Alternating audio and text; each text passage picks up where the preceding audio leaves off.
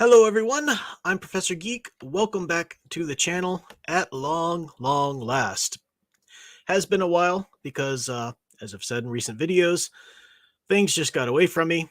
Again, took a brief hiatus. It's funny how it's kind of like a slippery slope. You take 1 week off for just things get busy or whatever. As I said, I started a new job at this different university, which is great. It's a great new job, and I'm actually still doing it with courses at this other university too. I'm teaching online, different ways and stuff like that, and part of the semesters overlap. So it was just too busy to do a streams, right before Christmas and everything. So I skipped a week, and then the next week I was like, well, it's the holidays. I'm still busy. Let's see what happens, and it turned into let me just do this after the holidays, and yeah, it was a mess. So I eventually I was gonna all be set to come back like a couple weeks ago, but then we got all the snow here. Power went out, internet went out. It was ugly. So everything's back now. We're still getting snow, even more coming this weekend, but it's all good. Got my sound engraver close by, so it's much better with that scenario. But we are here tonight to go ahead and finally return to Star Wars Allegiance. So let me go ahead without further ado and welcome my trusty co-host here, Mr. Darth Sever. Welcome, sir. Excuses, excuses, excuses. yes, I know. Making me wait, contemplating life. You know what I did during this little break of yours? What's that? I bought myself a sexy new little speeder, electric blue. It's all the rage on the outer rim. You carefully crafted that, didn't you? Vroom, vroom, baby. Mm-hmm. Ride with the dark side. Yes. We, however, are studying the EU when they don't have Skittle-colored Vespas on Tatooine. I'm sure they're somewhere. You're just not looking hard enough. Nope. The good old EU. But that is, it's one of the reasons why, because I'll be honest, I love these studies. I do like sharing these great books and digging into the great literature. And Al, I like that he joins me with these. And people like it. But let's be honest. I mean, these streams do not gather even remotely what videos would about this or that topic, especially videos when I'm pointing out problems or being critical. And on all those videos, you get all the people saying, "You're so negative, Prof." And of course, those are the people completely absent when I'm doing book studies, which are all about celebrating good stuff. So, it's just people are drawn to the critical stuff. And then they get this sort of faux sense of, I'm done with negativity. I'd rather hear, yeah, but you never tune into the positivity, So, I know but that, it isn't. I know that for a fact. Just look at my subscribers. Very few. But it is good and it is important to even if it's stuff that's old, that's not being currently made, it's good not to lose touch with that, so that when a day comes where we feel like it can never be happening again or whatever. And I like that I've got Al here. Al, of course, who watches anything and loves it all, but it's really great hearing Al's perspective on these books. In fact, one of my favorite things Al ever said to me, Mr. Al, who just watches everything, finds a reason to enjoy everything. After we did the book study of Stephen King's It, Al said, you ruined that movie for me. The new movies that came out, he's like, I'll still watch them and enjoy them, but they're just so not as good as the book. To be fair, it ruined the second movie. The second lot more because of the book study. Yeah, definitely. Well, it kind of ruined itself. It was a pretty pitiful way for Pennywise to go out. Yeah, that was a weird adaptation. That's why I invented Fuzzlenip. Sorry. Fuzzlenip, I remember him. Maybe this summer we'll have to do it again. Do Stephen King's It again, just to see delving into more or something. I don't know. It's one of those books that I like to come back to every so often because it is such a good, well done book. But it does have to be quite a good long time in between. It's not something I can read every summer. All right. Well, let me welcome the chat here, and then we can go ahead and get started tonight. I do have Go Team Ghost Planet Go.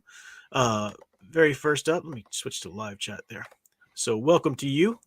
Says they have the Lego Star Wars. Yeah, those are good. I remember playing the Lego Star Wars games, all three of the prequels and then the 3 original trilogy. And at first I thought, Lego game? I mean, I can see like a Lego movie made for children, but I thought this was just such a like I want to see the actual, and yet it's actually kind of fun. It really is. So I liked it. Did you ever play those though? I play Angry Birds, dude.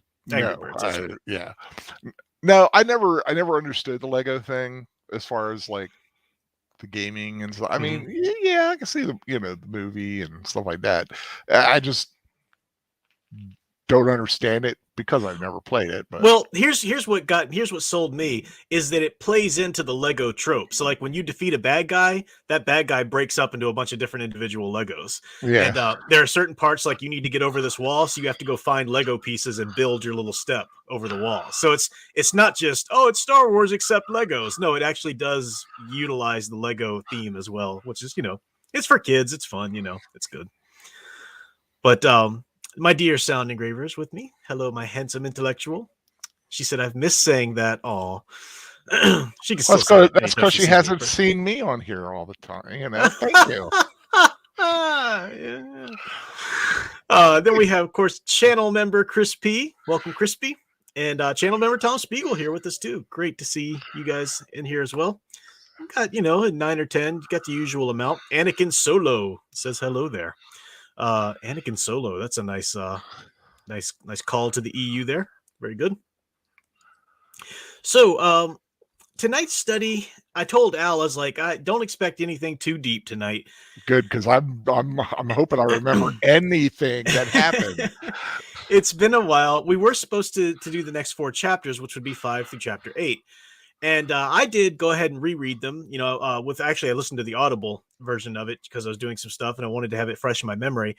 But tonight, since it's been so long, we should recap a little bit of the beginning of the book. And then, just for time's sake, we're not going to go too deeply into the chapters for tonight, but we'll get there eventually. And then we'll talk about what to do the next week as well. Now, these are going to happen every other week now because on the off weeks, I'll be doing the Lord of the Rings study over on my Catholic Bible Geek channel because we left off in Two Towers when I had to put the book studies on hiatus over there. So next Tuesday at 8 or 9 p.m., depending on the day or whatever, we'll be doing Two Towers over there, picking up where that left off. And then the week after, we'll be back here for EU and so forth. But that just gives me only one book study a week to have to prepare for, which is better for my time right now. So,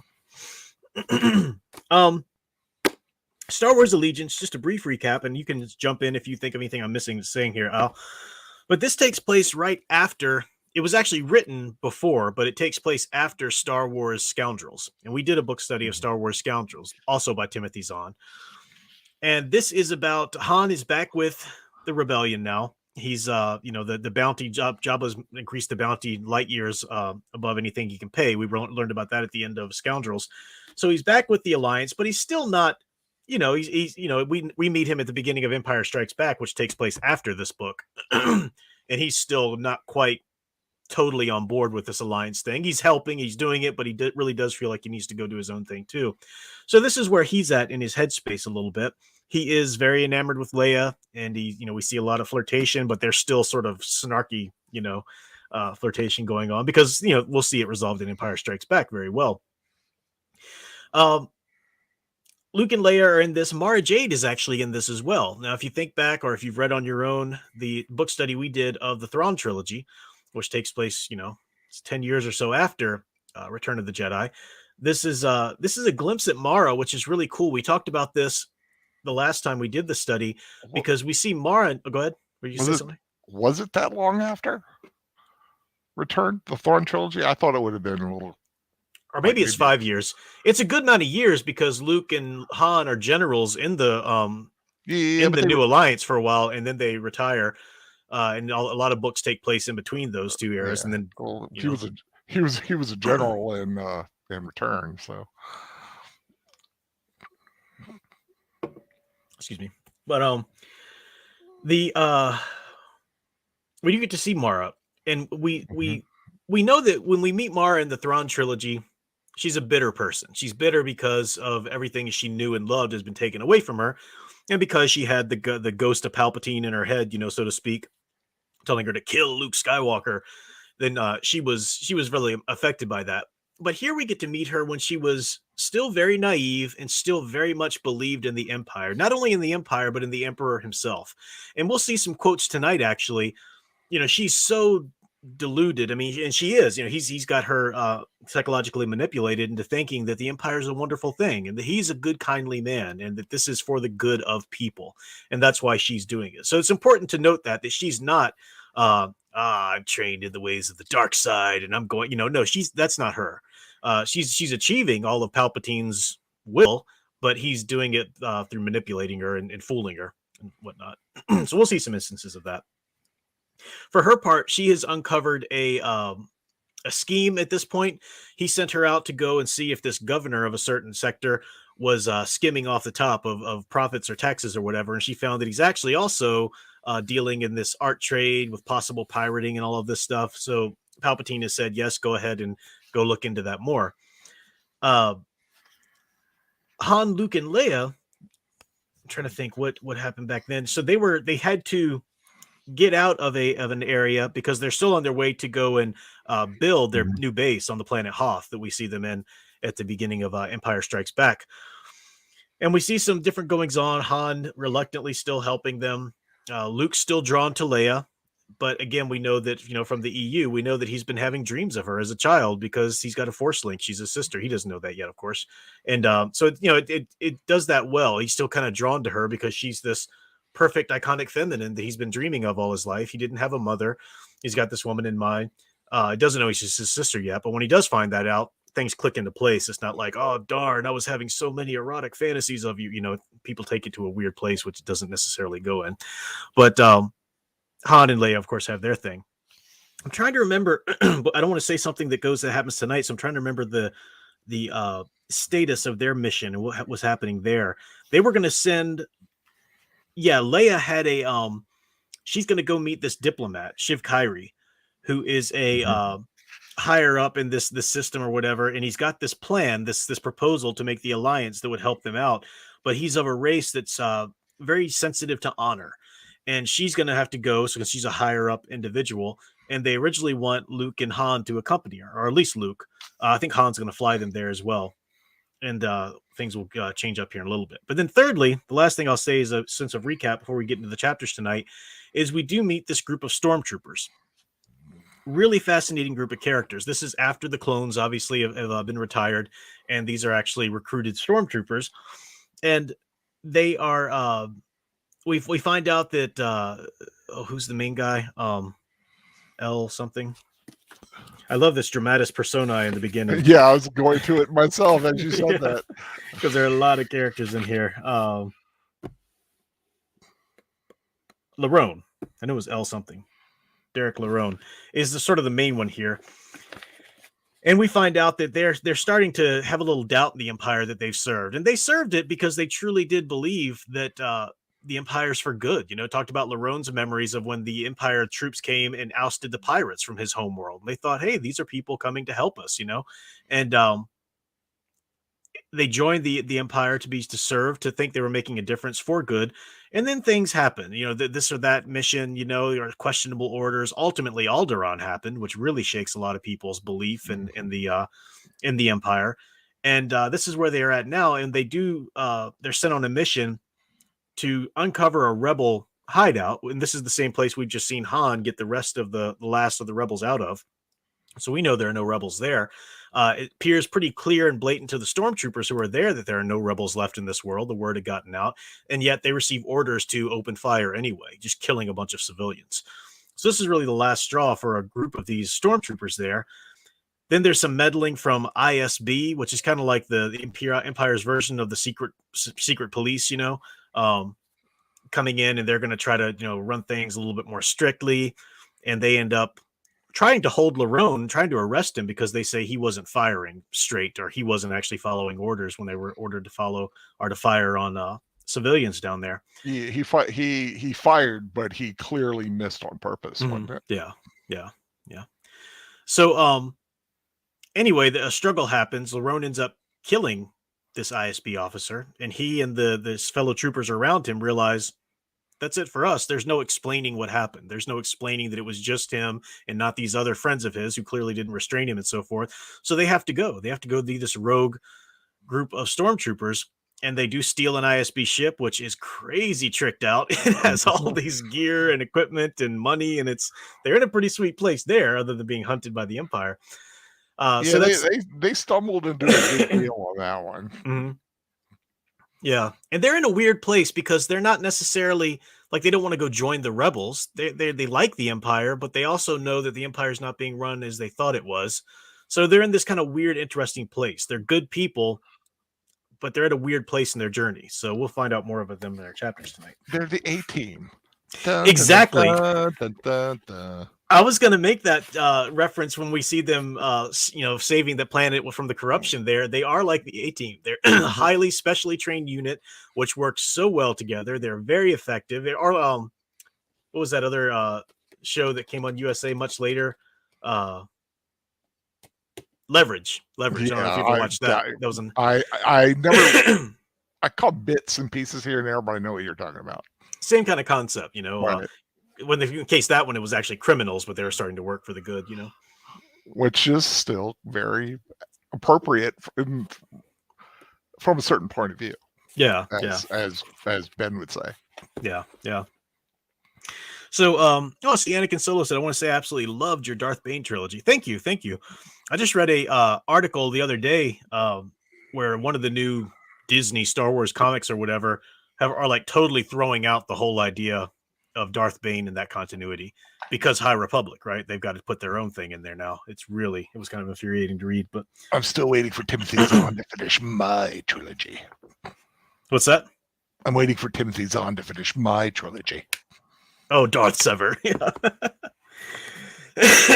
All right. So chapter 5, we have our group of stormtroopers, or rogue stormtroopers out there. They realize that they need to, pardon me, my coughing, guys. I'm going to have a little stuff going on in my throat today. Hopefully it won't be too bad. They do need to touch down to get some supplies. So they're trying to think, what's the best planet, which would have the least Imperial presence. Their ship does supply them with fake ID cards and, money, also disguises and whatnot. And they land on this one planet that they think is pretty safe. A lot of farmers on this planet, but they land near a marketplace. And that works. Got a bot in here. Let me take care of that. Now, they land, and Larone says, okay, me and Marcross are going to go out, and we'll be, Marcross is another one of the troopers there, and we'll be the ones, and we are starting to see that the troopers themselves, there's 5 of them, and each one has their own special kind of role. Like Quiller is the pilot. Quiller's the one that knows a lot about navigation and the piloting and stuff like that. I think Graves is the sharpshooter, if I'm remembering that correctly. Marcross is the speeder guy, like the mechanic. So we're starting to get some of their roles identified. But as they bought some supplies anyway, and they're on their way back to the ship, and they see suddenly that this group of farmers has bought some goods, and they've got a heavy load. And I just want to read a little bit of their reasoning as they're looking at these people. They paid for their purchases with ISB credits and headed back outside. To the west, a wave of loaded air speeders flew out from the consolidated complex with freshly obtained cargoes, and a line of speeder trucks and land speeders shimmered their way down the road or across the hardened ground on either side of it. Plodding along them were half a dozen men with women in threadbare farmer's garb, leading a pair of animal-drawn wagons loaded with large plastic crates. The nearest farmland looked to be a good 15 kilometers away, Grave commented quietly, nodding toward the latter procession as he and Larone, sorry, it was Graves and Larone, not Marcross and Larone, loaded their packages into their land speeder.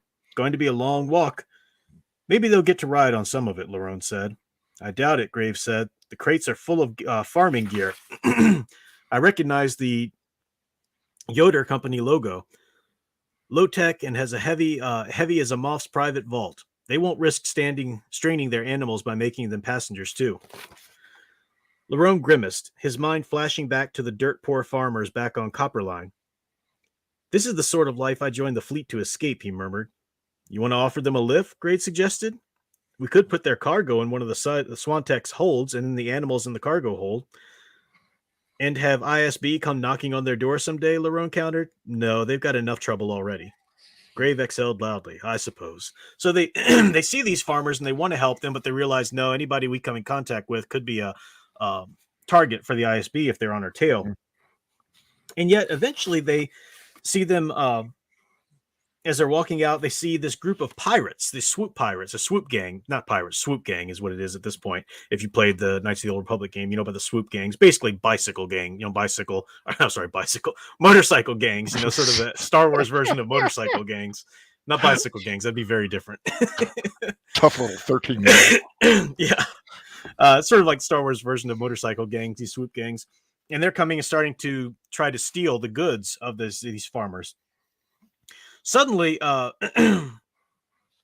Lerone and Graves, they call for help. They call for Mark Ross, Quiller, those back in the ship to give them some backup. I missed the point where I was going to read. Barely had time. I think I was... Oh, yeah, okay. No. All right, I'm not going to read this part then. They call for backup. The Mark Ross and they come out in Stormtrooper regalia. And they figure, well, if we're seen in armor, that'll give us some clout, and people won't ask too many questions. But that means that suddenly Stormtroopers showed up on this planet where there weren't supposed to be Stormtroopers, so they have to stop getting their supplies and get on out of there. Mm-hmm. So as they're realizing, okay, well, we help these people, these farmers, but we got to get out of here. They're on their way to find another planet. And then just a second, Mark Ross said, lifting a finger. Before we go any farther, I'd like to know how exactly we ended up with Lerone making all the decisions. You have a problem with it? Grave asked, an edge of challenge in his tone. In principle, yes, Mark Ross said calmly. As far as I know, we're all the same rank here. Brightwater snorted. I think the standard table of organization's a little irrelevant at the moment, he said. We're not exactly official fighting unit anymore. I thought we did okay back there, Graves said. I said we weren't an official unit, Brightwater said. What's wrong with us just discussing our plans and coming to a consensus? And they realized that even though they are equals, that they're still soldiers at heart, and they do need a leader. In the heat of the battle, you can't cast a vote. Right. There needs to be one clear deciding voice. Exactly. You need to have that center, the one to make that final decision. You can't. Yeah. That's what makes that was what's going to make them an effective group. Yeah. And so eventually they do decide, okay, well, Lerone's our guy for right now. We can vote on it again later and appoint somebody else if we want. But for right now, Lerone's our guy. And Lerone was saying, hey, and you guys come to me. This is still sort of a democracy. I'll just be the deciding voice, but you come to me with thoughts and concerns. And Mark Ross, the one who had brought up the whole issue and said, why are we following Lerone, ends up supporting him in the end. So Lerone goes to Mark Ross after this whole talk. Mark Ross is back. He's the mechanic. So he's back working on the speeders. And Lerone says, I wanted to ask you a question. And Mark Ross says, after raising the whole leadership issue in the first place, why did I suddenly support you for the job? Lerone pursed his lips. Basically, Mark Ross shrugged and crossed to one of the tool and equipment racks along the cargo's bay rear wall. The short answer is that you seem to have some abilities in that direction. He glanced over his shoulder as he pulled out a tube of sealant. I gather you don't see that? Lerone shook his head. Not really. True leaders often don't, Mark Ross told him. He checked the label on the tube, put it back, and selected a different one. But I was watching you during our little discussion up there. You stood quietly by and let everyone voice their opinions, even blow off a little steam. But then you stepped in and calmed everything down before it could degenerate into a full-fledged argument. Lerone thought back. Was that really what he'd done? It certainly hadn't been nearly as deliberate as Mark Ross seemed to think. What about you, he countered. You could have done that as well as I could. Mark Ross shook his head as he returned to the land speeder. I've had some experience watching leaders in action, he said, but knowing the theory doesn't mean I can actually do it. Besides, even if I could, I don't think the others would really support me. He smiled wryly. I get the feeling that they find me stiff and a little overbearing. They just don't know you as well as I do, Lerone said. Which is another part of leadership, knowing and understanding the men of your command, Mark Ross said, and trusting them. His lips tightened. Besides, you're the one who refused to fire on unresisting civilians. That gives you a high moral ground, one of the most important assets a leader can have. So I just like this they're figuring out their role. They're figuring out how they're going to operate as this little rogue unit of Star Troopers. These five. Lerone is going to be the leader now. Mark Ross is the mechanic. Quiller's the pilot. Graves the sharpshooter, and so forth as we go through. And it's starting to kind of come together. And I like, that's important stuff. It's exactly right. What kind of thing a leader would need to be, especially a leader of a bunch of alpha soldier types, I love it when a player together. Love it when a plan comes together. I wonder if the Sawantech is black and red, or black with red stripes.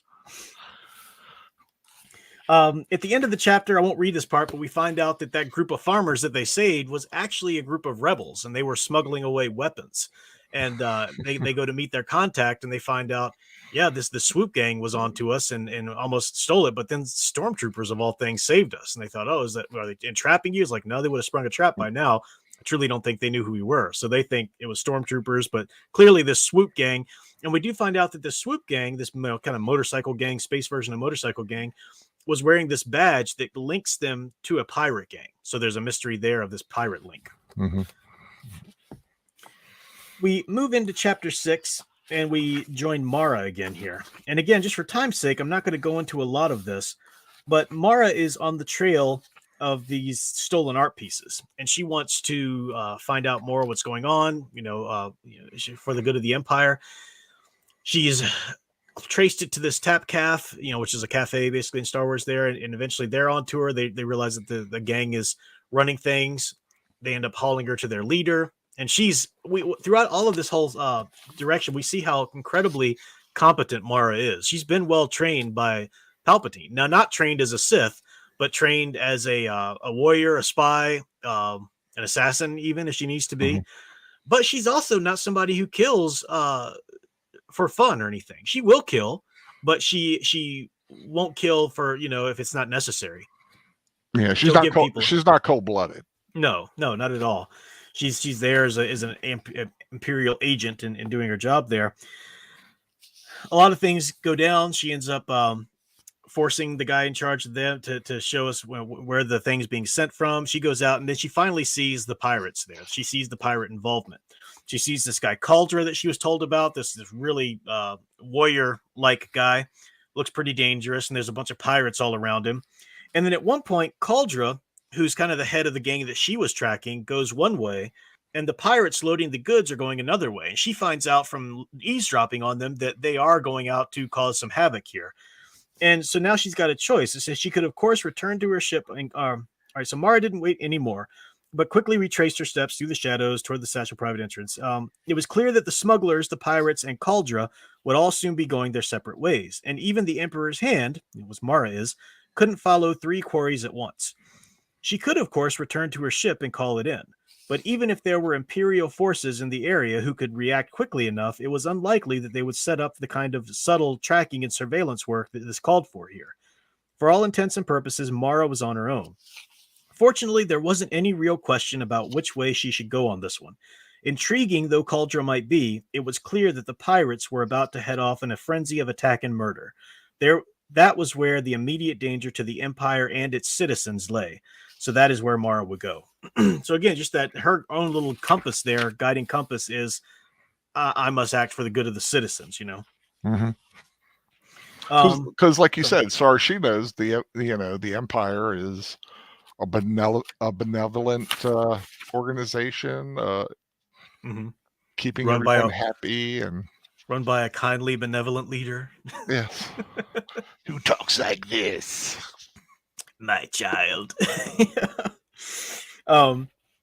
We do see a little bit more of her competency. At one point she's broken into the ship with her lightsaber. She's not trained in lightsaber combat incredibly well. She's not trained as a force or as a Sith or a Jedi or anything like that, but she can use it to get where she needs to go. At one point she's in a room and somebody walks in and she has to force push his head into the wall to knock him out. And in order to cover her tracks here, she reaches over, stepping over, she cuts a hole in the wall to make some sealant leaking, to look like sealant was leaking on the floor. And stepping over the dribbles now coolant rather, beginning to inch their way across the deck. The dribble, she twisted Tanis's legs around and gave the soles of his boots a good coating with the stuff to make it look like he'd slipped on it. So doesn't think it'll fool anybody, but she's thinking through things. Whoopsie. Exactly. And again, I'm skipping some things. If you want to cover something I'm skipping, Al, feel free to bring it up. But I'm going to move into chapter 7 because now we're back with Leia and General Riken and Mon Mothma and whatnot, and they hear about the swoop gang trying to attack their goods there. They hear about the Stormtrooper involvement and so forth, and they realize that there's some complications, that really Leia does need to go talk to this Shiv Kyrie guy, this diplomat, who's got this proposal for the rebellion. But they really need to send somebody out to go investigate what's happening with these swoop gangs and with the piracy and all of that, because it's happening in one of the areas that they're kind of concerned with. So they decide that Han is really the best guy for this. In fact, Luke brings it up. He should be the one to go. And Luke even says,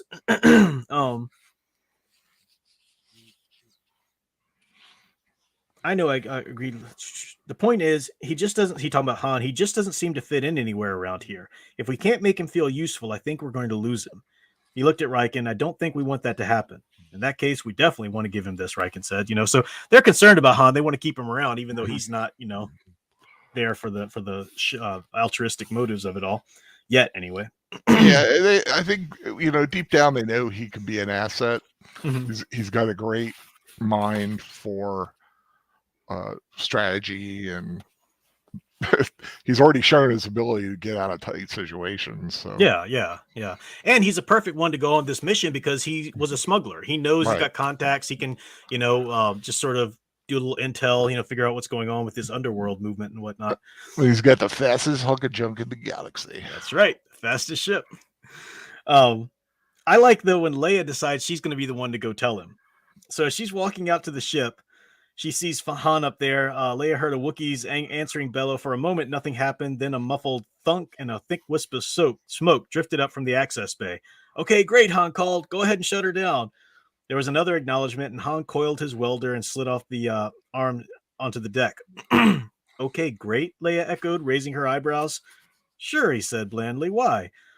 I don't remember smoke usually being a part of okay, great starship repair work. Oh, that, he waved his hand. Extra smoldering compound, no problem. If you say so, she said, part of her just as glad she wasn't going to have to ride this thing to her rendezvous. Something's come up that General Riken would like you to look into. Han's lip twisted. Is this before or after I take you to his grand royal elite privileged ball?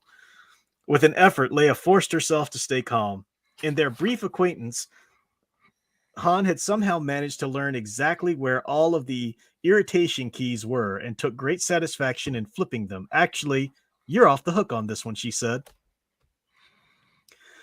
What, he said in a tone of wounded outrage. You mean I had the Falcon fumigated for nothing? Don't worry, I'm sure it needed it, Leia said, determined for once not to let him goad her.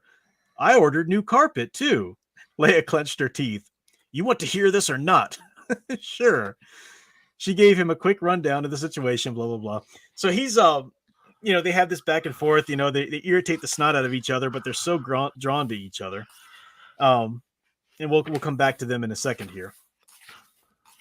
Meanwhile, Quiller and Larone, our group of stormtroopers, they find another planet that they want to touch down on. And I'm going to give this a lot of short shrift, Al. So you speak up if there's a specific thing you want to bring up. But they touch down this planet. What's that? I said, go for it. Yeah, they touch down this planet. There's a market nearby. It's pretty rural. It's pretty out there, even in the galaxy. And some the patrol comes out there to inspect their landing and whatnot. And we realize that they're just there to shake them down. They want to charge them exorbitant landing, docking fees and taxes for any cargo they have, weapons. Eventually, this guy takes away their speeders. He said, these are confiscated. If you want to come fill out some forms with the proper fees, attached, you can get this back, so they're really shaking them down for quite a lot of money. And they realize this has happened. They realize, well, we need to get our speeder bikes back. That's one thing we can't do without, but they were wanting just to, hey, give them the money, whatever, get out of here. We're trying to keep it on the down low. We're trying not to get involved. We're on the run. But then this guy, Krinkins, comes out to fuel up their ship. And he's not one of the patrollers. He's not one of the corrupt people. He's just one of the citizens there, the planet that's been having to live under this. And they talk to him a little bit about it. And Larone says, I admire your courage. Anyone like you who are sick enough of this to take a chance? Krinkins frowned at him, an odd look on his face. What do you mean? He asks carefully. I just thought that anybody ready for a change might want to gather together outside Patroller Central tonight, Larone said. Say about 7 o'clock. And they're setting up this. They've got a plan, or at least Larone has a plan here. We'll see their discussion here in a second. And then Prinklin is going to go gather up some of the old troopers there that have been forcibly retired, or anybody who wants to break free of this corruption to go gather at this place there where the main office is. 2 minutes later, the 5 stormtroopers were gathered at the crew lounge. It was Brightwater who stated that Lerone knew the others were thinking. You realize, of course, he said, that doing anything at all here would be totally insane. Agreed, Graves seconded. We haven't got the manpower or the support system. Not to mention the authority, Quiller murmured. I disagree, Lerone said. We took an oath of allegiance to serve the Empire. These people are citizens of that Empire. And Cav Saran, he's the guy in charge there, the corruption, Cav Saran, is clearly violating his own oath, Graves said. I agree, the man's a scum sorter. That doesn't change the fact that we can't take on 300 armed men all by ourselves. It won't be all by ourselves, Lerone said. If I'm reading Krinkins right, we should have a good-sized crowd waiting when we pull up to the patrol center tonight. All of them unarmed, Brightwater reminded him. Not for long, Lerone said. We're taking a patroller station. There should be plenty of blasters sitting in racks inside. And you're going to hand them over to an angry mob? Quiller countered. No, that's why I asked Krinkins to bring the ex-patrollers, Lerone said. Hopefully they'll have both the training and the moral authority to take charge. It's still insane, Brightwater insisted. Marcross, you're being awfully quiet. Of course it's insane, Marcross agreed. My only question is how exactly we want to put it together. Brightwater looked at Quiller and Grave, a stunned look on his face. You're kidding, he said, looking back at Marcross. You, of all people, want to do this? Marcross is the one who was challenging Lerone, to begin with. You do remember we're on the run, right? Grave says. And we're on the run ultimately because we didn't like being ordered to abuse our authority, Marcross countered. And we're going to be selective as to which abuses we stand up to and which we turn our backs on? Are you sure you're not just mad at people like this running around your own sector, Quiller said pointedly. I'll admit there's some of that, Marcross conceded, but my personal feelings don't change the reality of the situation. He gestured to Lerone. A minute ago, Lerone mentioned moral authority. If we as representatives of the Empire don't have that, who does? Except that we aren't representatives of the Empire, Quiller reminded him. Not anymore. Cav Saran won't know that, Lerone said. And if we do this right, he also won't know we don't have a whole legion behind us. For a long moment, the lounge was silent. Then Graves shrugged. As long as we all agree it's insane, I don't mind going along. Besides, we have to get Brightwater's speeder bikes back. There is that, Brightwater said reluctantly. Quiller shook his head, expelling his breath in a soft huff. Oh, sure, why not, he said, assuming we can come up with a halfway workable plan. Don't worry about that, Lerone assured him grimly. The only real question is how much damage we want to inflict on Cav Saran's people. Here's what I had in mind. Cuts to the next chapter. You got to like Marcross for backing his play.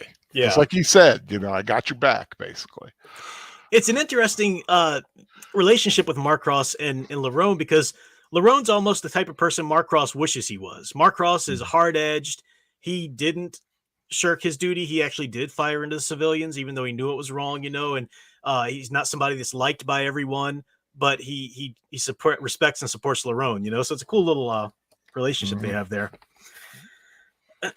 Chapter 8, we continue their plan, and it's a really cool one. Again, I wish we could just kind of go through it all. It's like Al said, it's straight out of the A-Team. They pull up, they talk to some of the ex-officers there, they get their allies ready, and it's some pretty sweet moments too. This guard's out there with his headset, get that speeder out of here, blah blah blah blah, thinks he's dealing with a couple of yokels, and all of a sudden they pull rank on him because they're highly trained soldiers. Yep, nothing stands out like the white stormtrooper armor. Yeah, so they eventually go in to the offices where all of Cav Saran and his soldiers there are all holed up in. And Lerone goes in with the guys of like, I want to make a complaint. One of your men tried to shake me down, and Cav Saran, all of them are just laughing at him, And eventually Cav Saran says, we're going to arrest you. And Lerone says, great, public trial would be wonderful. Cav Saran says, thanks for pointing that out. Maybe we're just going to throw you into the swamp instead. And a good point, Cav Saran agreed as Wistier, the one he told to come up and arrest him, strode forward. You're not worth that kind of risk. Wistier, dump him in the swamp instead. He smiled maliciously. Thanks for pointing that out. And thank you for confirming the charges I'd already heard from some of the citizens, Lerone said. I hereby place you and your entire patroller contingent under arrest. Cav Saran smiled. Really? You and who else? It was the perfect opening, and Marcross had the flair to take him up on it. From behind Larone came the soft clicking of armored boots on marble, but even without the sound, he would have known the other stormtroopers had made their grand entrance. The sharply inhaled breaths, the jerking of heads and bodies, and the sudden widening of eyes were all the clues he needed. In the name of the Empire, he said formally into the brittle silence as he drew his holster blaster, you and your men are ordered to surrender your weapons. Now, of course, many of them don't. There's a bit of a shootout, but they're trained stormtroopers. They handle it quite handily, which is awesome. They do fix it all, and they give authority back to the governor there and to the ex-stormtroopers, and they say, yeah, go call it in here and such, and the ex-stormtrooper says, well, what's your unit number? I want to be able to put in a commendation, for you. And Larone's like, oh, we don't have a unit number. We're on special assignment, and the guy says, well, you must have some sort of name, something I can say by. Of course, Larone said, trying to kick his brain into gear, but nothing was coming, nothing except, we are known as the Hand of Judgment. Ah, Atmino said, the guy, his eyes flicking in the other stormtroopers. That's different. Differently suits you, though. We like it, said Larone, trying to sound casual and relieved that the relative darkness could cover up any reddening on his face. What a lame thing to say. Well, we're off. Good luck. Then, I love this. They'd driven 2 blocks, and none of the others had said a word when Larone finally couldn't stand it anymore. All right, I give up, he said. Somebody say it. The others let the silence drag on another few seconds before Gray finally spoke up. Okay, he said agreeably. The Hand of Judgment? Larone winced. It sounded even worse coming from Grave, even than when he had said it. I know, and I'm sorry, he growled. My brain froze up. You could have just picked a unit number at random, Quiller pointed out. It's not like he could have checked before we got off planet. Fine, Larone said, his embarrassment spilling over into the grumpiness. Next time you can be the officer and group spokesman. Great, Quiller said blandly. Does that mean you're appointing me from finger to thumb? No fair, Graves said in the exaggerated tone Larone remembered all too well from growing up with 2 younger brothers. I want to be the thumb. So they're just giving him a hard time. We're starting to see them kind of, gel together as a unit more, which is really cool too. But I want to talk about that word, the Hand of Judgment. It does seem random. And the first time I read it, I was even thinking, where'd that come from? But we're finally establishing a bit of a theme here. Remember that the other place we've seen hand here is that Mara, she's the Emperor's hand. And in this story, the story is called Allegiance. And the Empire is this organization, this man, the Emperor, and he's got people out there, his hands, so to speak, doing his business. The stormtroopers are one hand or one arm of the Empire. Mara Jade's another. And is the hand, does the right hand know what the left hand's doing?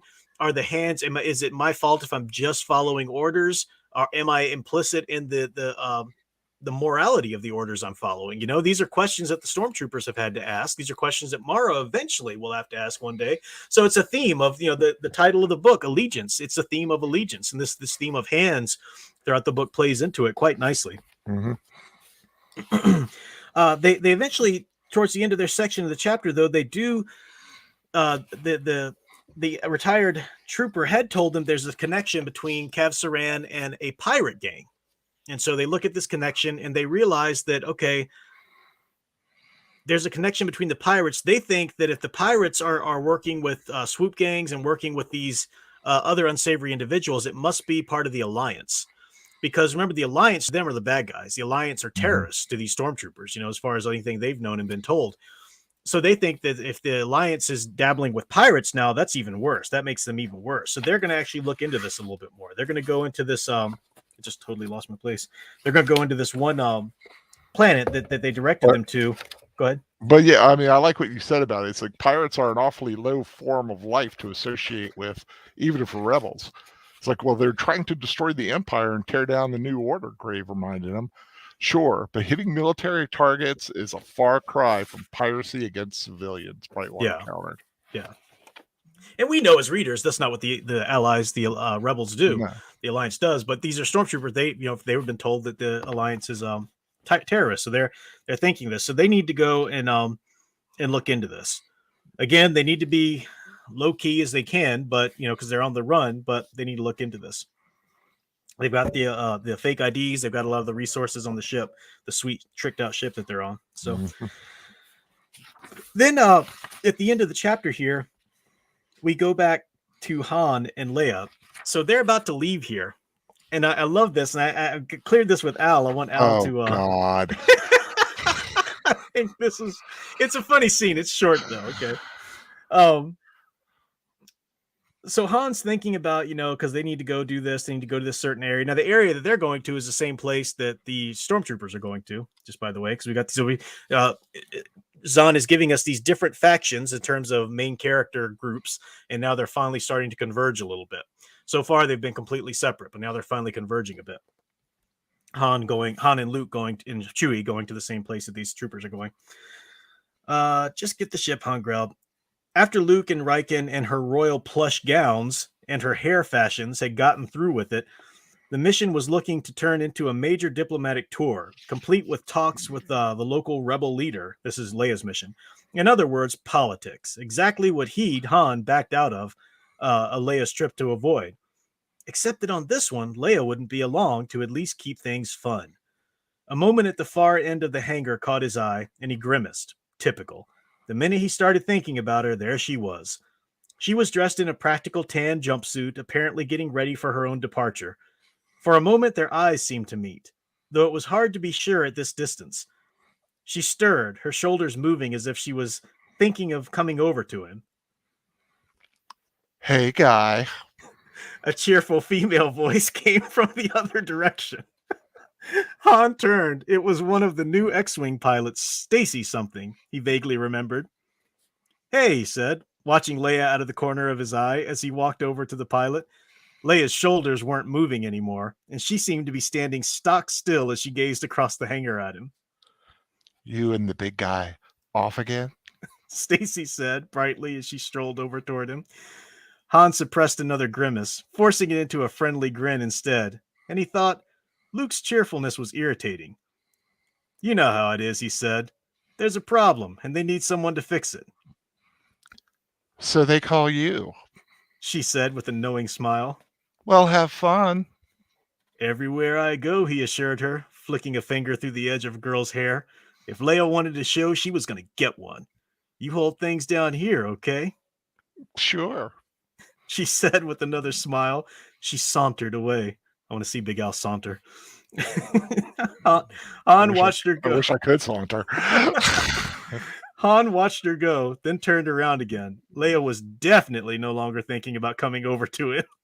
Leia, in fact, had disappeared completely. He smiled tightly at the empty chunk of deck space. That would teach her to maneuver him around. Giving the Falcon's undercarriage a final glance, he headed up the ramp and tried to ignore the nagging little pang of guilt.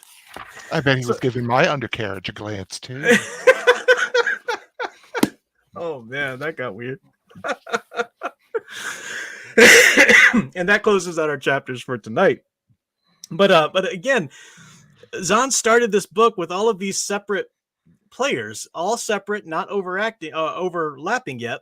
Now, some things situationally are overlapping, but now they're starting to finally kind of come around in each of the separate little groups. The Stormtroopers, Mara, on her own, and then Han, Luke, and Leia. They've got some intrigues and character stuff going on amongst between them. We talked about the Stormtrooper, the Hand of Judgment, the way they're coalescing, and then we've got Han and Leia's relationship, flirtation, irritation thing continuing to develop and into what we know it'll be in The Empire Strikes Back and beyond. But Alec produces, oh man, I came in just at the right time. I thought that'd be pretty good with Al's reading that part. Ever since we did the two Gollum interior monologue in Lord of the Rings, it's like we got to incorporate that more into each study somehow. So we're, and of course I'll probably be getting all the female parts. Probably. Somebody's not quite sure their sexuality. You do it so well, man. It's just love to hear you beat. No, I'm just kidding. So from story-wise, what we've got here, we did the introduction in terms of the intro to the characters and what's at play, what the characters want, what's holding them back, and so forth. Then we got to the rising action, and that's what we're into now. And we're going to pick up rising action even more with the next time we come around to it before we get to the climax and so forth. So I was going to ask you, Al, what you think about this. We could, because see, every other week we're going to be coming back to this. Right. So we could spend as much as 3 weeks left on this, or we could try and divide it up in two. 3 weeks isn't so bad. 3 weeks would be chapters 9 through 13. Yeah, 9 through 13 for next week, for 2 weeks from now. Okay. Because even though that means, like, dude, 2 weeks, you can't read 5 chapters in 2 weeks. We're also reading The Lord of the Rings for the next week too, and everything, and as well as some of you are who are joining in with us. And plus, these are only an hour, so you don't want to give too much that you can't cover. Exactly. So does that sound a good chunk to you then? 9 through 13? Still trying to find the end of 13. Good Lord. Oh, okay, there it is. Yeah. Yeah, it's all right. Okay. It's about what we've already done. Good. Oh, really? You think it's too much? Well, I mean, it's a good chunk. It's a heavy chunk here. 9 through 13? It's not so much in my book. It's almost 100 pages. Yeah. That's maybe a little bit more than the 2 halves we've done before. It's doable. It's doable. If you're gonna whine, let me see how many. No. I'm not whining. I'm just saying it's a lot. I think it was a pretty good whine. We'll try it through 14, and we'll see how far we get. This is a learning venture as we go. 214 through 13. Through 13. Okay. Yeah. Okay. Up to 14, but not into 14. Just wanted to make sure I had my thing in the right place. Yep. So that's for 2 weeks from now. Next week, I should have got my Lord of the Rings book in case that people won't follow us with the 2 Towers over on Catholic Bible Geek, which we'll pick up next week. But I'll send out an announcement or something on the Facebook group, or do another video hopefully between now and then, and announce that over there. So yeah, good to come back to this. One thing just to kind of be thinking about for Al, and then for people in the chat as well.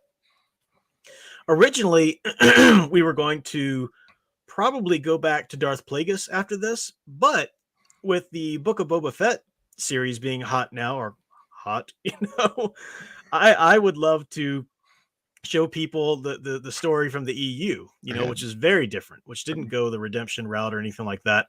New episode tomorrow. That would mean reading some short stories, Tales of the Bounty Hunters and the Bounty Hunters War books, perhaps. So I don't know. It's just another option, just something to kind of think about. And we'll decide on it, in the weeks to come as we near the end of this one. But yeah. Well, the show will be finished by the time we finish the book. Sound Engraver says, "I'm glad I'm not the only one the professor goads." Goads with what? What did I think that was a little while ago, so I didn't get the context of it because I was talking. I guess into doing weird things like I do. I'm very easily manipulated into when I was a teacher and none of the students wanted to read the female parts, that was me. I loved playing the nurse in Romeo and Juliet. She was my favorite. You are the nurse from Romeo and Juliet. As well as the monk that helps them. I forget his name. Oh, brother something or another. But yeah. Yep. I can see that. Oh, Alex produced saying, "Forget Boba, go see Belle." Oh yeah. Alex Purdue's interested in this anime movie or something. It's called Belle. He was writing me about it. You know me. Why not both? Yeah, well, you guys know my thoughts on the whole anything Disney Lucasfilm puts out these days, but I, out of respect for Al, who, to his credit, does not come on my channel and say it's amazing, you guys need to watch it. He doesn't do that. He does it on his channel. That's fine. So, out of respect for him, I won't. I just do little jokey things like saying that Darth Sever has his own little speeder bike, electric blue, and I'll do jokey things like say, that was a garbage, whatever. But I won't, go into a tirade while Al's around. I do that in my own stand-up videos. Yeah, I know. Al's like, saw your last video. Really, dude? Really? It's like, good Lord, man. So that's it for tonight, folks. Thanks for hanging out. It is good to be back on the channel and putting out live content, because I had put out a couple videos anyway. But it's nice to be back live with Al and got these book studies happening again. And we're going to try this out.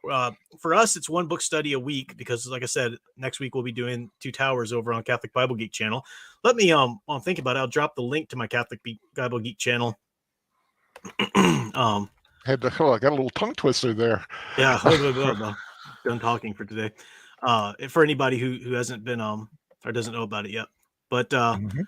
you can come join us there. Same time, same day and everything next week. And we have been doing Lord of the Rings. We got through the Hobbit a couple years ago, and then we did Fellowship of the Ring and started Two Towers. What? Come Yeah, on. we're pretty well into Two Towers, aren't we? Yeah, we're a good halfway, I think. Yeah, I have to double check there. I forget. But there's a link to that channel. So yeah, just drop the link there. So yeah, that's it. Thanks for hanging out with us. We'll be Oh, back. may I self promote a little bit? Oh yeah. You do your thing. Yeah, go ahead. Okay. Join me this weekend on Netters Network channel. We're going to be doing the film Be Kind Rewind with Jack Black, where they have to remake a bunch of VHS films. I totally forgot about that movie. Yeah. Yeah, I've never seen it, so I'm looking forward to that. And then a week after that, on Big Al Presents, we're going to be watching 1978's Irwin Allen film, The Swarm. Haven't seen that one. Yeah, we just did this past weekend. We just did The Towering Inferno, and of course, stopped by. I've done a couple reviews, including the new Scream movie. Oh, that's right. And, yeah. And a great film that I saw called Black Water from 2007. It's like a crocodile film. It's really cool. Australian. Cool. Really brutal film. Yeah, the cool thing about Al, a lot of his reviews, he'll do retro reviews, like movies that were just great that you don't hear people talk about enough, or he'll do these most obscure, usually like horror, low budget film reviews that are just fun to hear about, even though I'm not going to watch them. And I may be doing one for a film I think is going to be coming out soon called The King's Daughter, starring Pierce Brosnan. Was done in 2014 and never got a release. And finally, Gravitas Ventures got it, and they're releasing it. And I just got a chance to see it. Yay! Okay. Well, I just put the link. The second link I just put in the chat is a link to Al's channel. I'm pretty sure everybody here is already subbed or knows about his channel, but there's a link to Al's Big Al Presents channel. Oh, thank you. Thank you. All right, folks. Well, thanks for hanging out with us tonight. We had a good. I was scared we wouldn't have very many people at all, but we've got our usual book study crowd here, which is good. So yeah, after so much time, I was like, "Is people going to come back or no?" But this is awesome. So cool. You can expect more content, more standalone videos from me here as I can make them, and then more from over on the Catholic Bible Geek as well. Tom Spiegel says, "I'm still kind of hoping you'll watch the first 4 Scream movies, but not this new one." That I will watch. I love the first Scream movie. I thought that was so well done. Part 2, okay, but as soon as they killed Randy, I'm like, I'm out. Like Randy was like the spirit of the Scream franchise, and they killed him in the second one. Yeah, the new one's okay. I liked it. It was okay. It was good.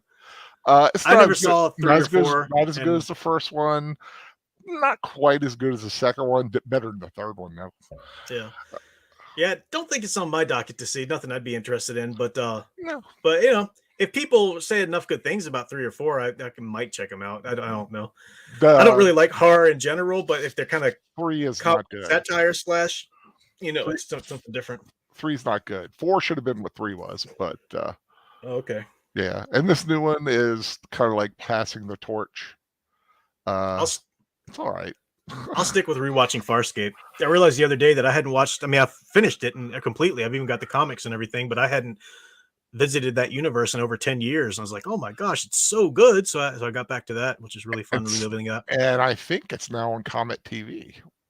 Is it really? Yeah, I just watched my DVDs. I think I saw them showing it. Oh, cool. Yeah, Farscape, very well, highly recommend. Yeah, that is a series that has not gotten the respect. Yeah, they claim it deserves. Yeah. Yeah, definitely. All right, folks. Well, thanks for watching, and until 2 weeks from now on this channel, but a week from now, if you come join us in the Catholic Bible Study, Bible Geek channel, keep enjoying and digging deeper into the hero stories you love. I'm gonna go back to being a cool woo rider. A cool woo rider. I'm ready to leave the Darth Sever voice.